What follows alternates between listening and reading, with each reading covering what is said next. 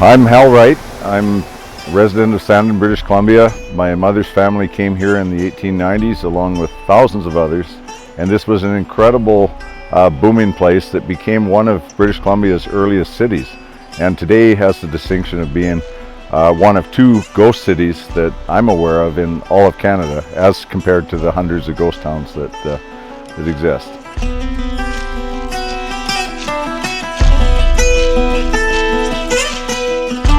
Sandon, because of the incredible density of the mines, roughly 250 mines within a 10-mile radius of Sandon itself, it became comparable to, say, what Fort McMurray is to Canada today. It was like the Fort McMurray of 130 years ago. So it attracted incredible amounts of capital, thousands of people, and the latest technology. Things like electricity came here very early on, before almost anywhere else. It looked nothing like it does today. I mean, today you're looking at greenery all around it. There was barely a blade of grass standing here back in the late 1800s, early 1900s, because the trees were consumed for use in the mines and saloons and brothels and gambling halls and all the things, kind of like Fort McMurray. But anyway, what's left today is only a fraction of what was built here in the early years. It was a boom town, or boom city. It was built like that too. The buildings were put up in a hurry. They were badly built for the most part. They were glitzy in their time, and then as Sandon declined, as the mining slowed down, Sandon became a place that was valuable only for used lumber and bricks, and we tore our history down. But today it's an amazing place. There's still a lot of great remnants left over from the early years, and it's unpolluted by modern intrusions that would spoil it as a potentially world-class historical site. And so it's been my family's vision here, and we've been working on it now for 50 years exactly this year.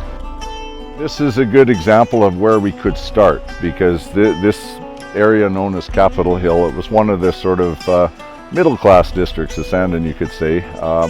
It belongs to our family, and there were many home sites all through here. Big homes, small homes, some very gorgeous larger homes like right here that had verandas all around it, and many small one-room little places.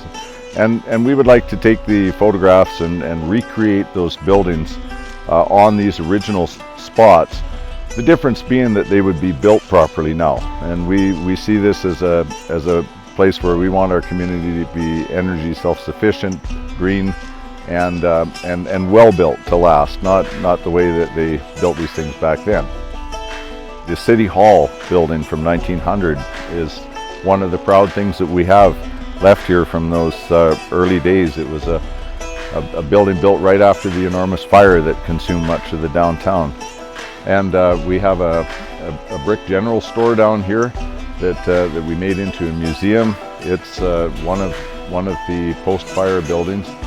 Probably the most magnificent of all is the old hydroelectric generating station, which is not only existing, it has worked for 125 years producing energy. It produced for the mines and the mills in the earlier years of Sandon, and today it produces electricity for the communities in the surrounding area. So it still remains useful, but it's the only place in the world you can see something that goes right back to the days of Tesla and Edison and is unchanged. That original machinery is still doing its job, and those engineers that were involved in building it would be so proud to know of that today. Heritage is something that I think is extremely important. I've been maybe a little ahead of most Canadians in feeling that way, even as a kid, and it was probably because of my family connection to here that it's kind of built into me.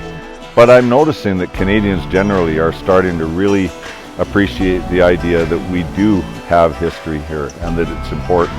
It's history of the colonial aspect of British Columbia. It's all incredibly interesting history, and it's important that we preserve that. It's important from mainly an educational perspective that we learn from what we do. So for example, in Sandon, the environment wasn't even on the radar back in the days when they built these things.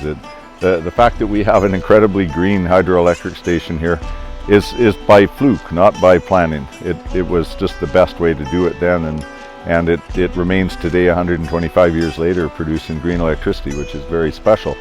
But the environment wasn't respected here, and there are people who think that we shouldn't preserve this history because people exploited people exploited the environment. It was based on some people's perception would be capitalism or greed.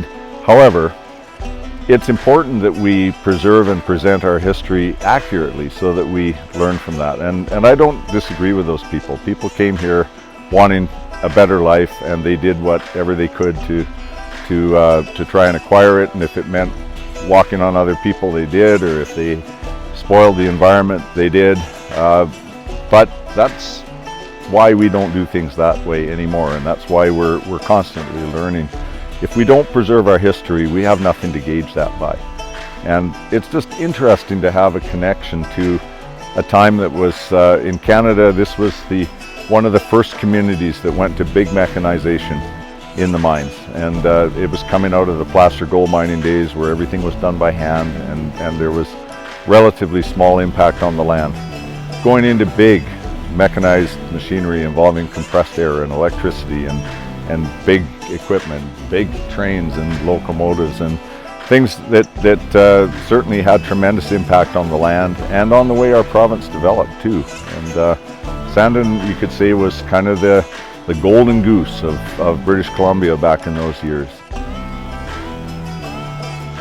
What's here is genuine, and we can build on that, and as long as we ensure that nothing inappropriate happens here, it'll be a world-class heritage site in a matter of years. And part of the thrill, I think, would be to see year by year pieces being added back to it. So we've been watching Sandon decline and disappear for over a century, and it would be like turning that around and now starting to bring back instead of take away.